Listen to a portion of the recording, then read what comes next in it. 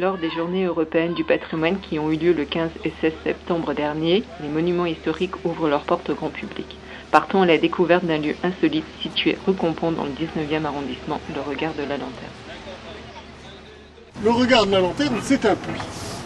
C'est un puits, alors avec une margelle un peu spéciale et assez artistique, avec un diamètre de trou assez inhabituel, mais au fond, vous retrouvez la structure habituelle du puits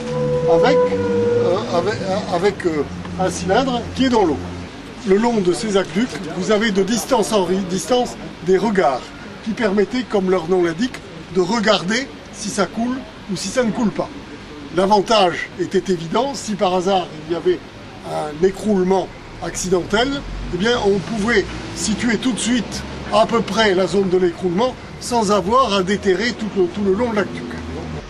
Le regard de la lanterne a été construit entre 1583 et 1613. C'est un vestige du réseau d'alimentation en eau de Paris.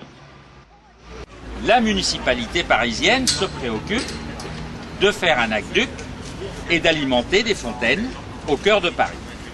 Et alors, comme nous sommes la municipalité parisienne, bon, on va faire comme les copains, hein, on va faire comme les moines, on vient sur la colline de Ménilmontant, on va draguer l'eau comme le font, capter l'eau comme le font les moines, mais on va faire un monument qui va être beaucoup plus grand, beaucoup plus beau, beaucoup plus somptueux.